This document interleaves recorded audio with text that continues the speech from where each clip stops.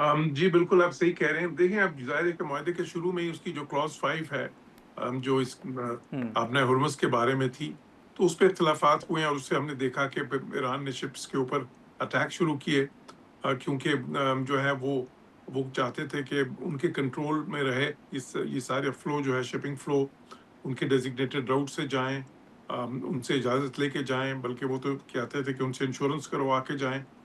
तो ये जी, काबिल कबूल नहीं था अमेरिकन्स को और बाकी मुल्कों को भी, क्योंकि इंटरनेशनल लॉ की वायलेशन भी थी। तो उसके बाद फिर जब उन्होंने अटैक करने शुरू किए उन शिप्स को जो कि ओमान की सब वाली साइड से जो है वो जी, जा रही थी, तो उसके बाद फिर अमेरिका ने रिस्पॉन्ड किया और फिर ये शुरू हो गया सिलसिला।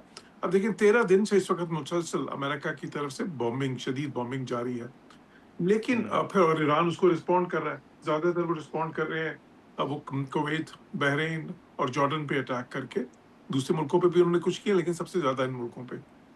वहाँ पे जो अमेरिकन बेसेस हैं, उन पे, और सिर्फ़ अमेरिकन बेसिस पे नहीं, बल्कि उन्होंने कुवैत में तो उन्होंने फिर एक डिसैलिनेशन प्लांट जो है उस पे भी किया, फिर हुँ, साथ ही साथ उन्होंने एक बिजली घर पे भी किया।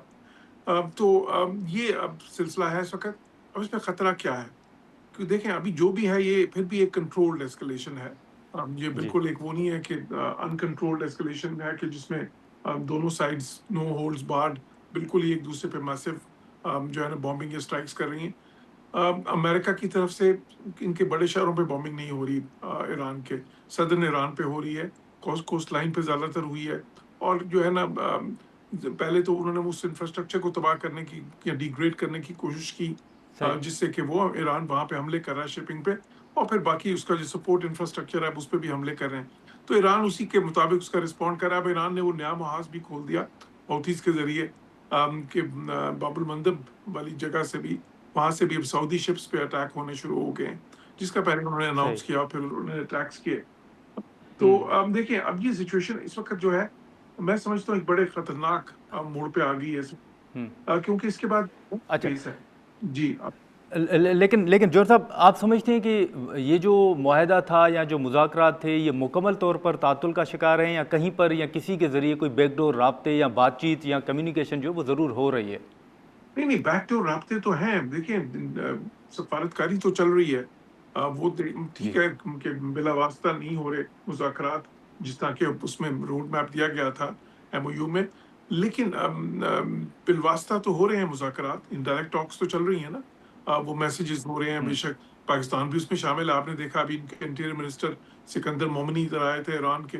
तो वो अब और इसी तरह बहुत से राब्ते पाकिस्तान से तो उनके हाईएस्ट लेवल पे भी राब्ते चल रहे हैं। फिर इसी तरह ओमान ठीक है, है। कतर है, अभी तो देखें चाइना और रशिया भी इसमें आ गए हैं।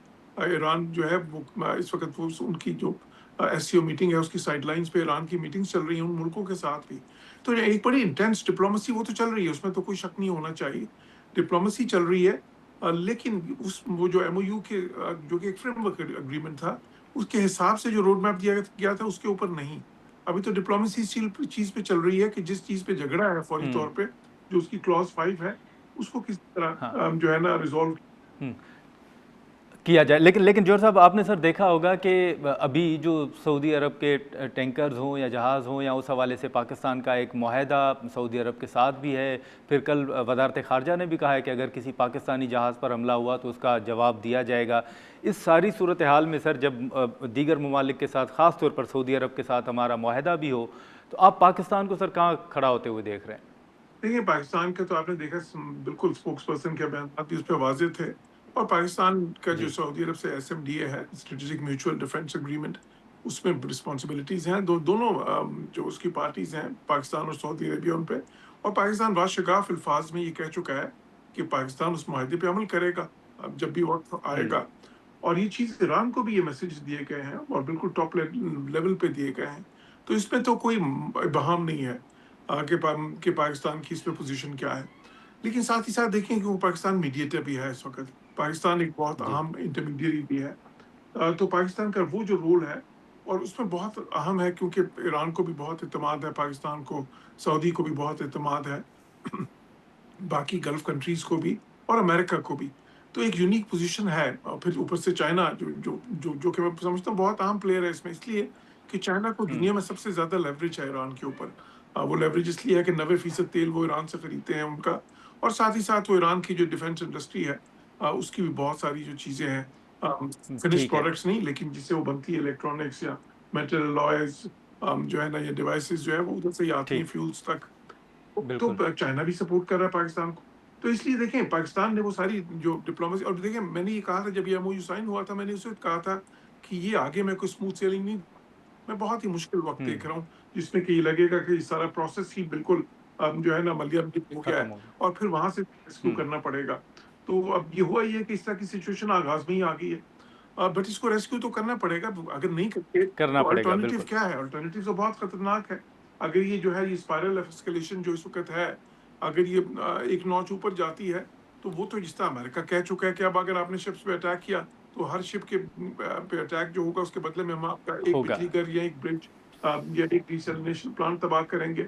और अगर वो ऐसा करते हैं तो फिर देखें, ईरान तो रिस्पॉन्ड करेगा, वो गल्फ कंट्रीज़ में करेगा। और करेगा, गल्फ कंट्रीज़ बहुत ही बिल्कुल, वल्नरेबल हैं इन टर्म्स ऑफ उनके डिसैलिनेशन प्लांट्स जो हैं, उनकी टोटल सही, रिलायंस उन पे है बहुत ही बड़ी हद तक। उन पे। पानी ठीक है, ठीक और साथ ठीक है, जौहर सलीम साहब, बहुत शुक्रिया सर आपका, आपने वक्त निकाला। नाज़रीन, जौहर सलीम साहब की गुफ्तगू आपने सुनी, और ज़ाहिर है जब मुआहदा हुआ था उस वक्त भी यही कहा गया, जैसे जौहर साहब ने भी कहा कि एक वक्त आएगा कि ऐसा लगेगा कि ये मुआहदा ही ख़त्म हो गया, लेकिन फिर वहाँ से बातचीत की एक उम्मीद भी ज़ाहिर की जा रही है कि चलें मामलात आगे बढ़ सकते हैं। अब देखें कि इस मामले पर क्या पेशरफ़ सामने आती है। आज के प्रोग्राम में इतना ही, इजाज़त दीजिए, अल्लाह हाफ़िज़।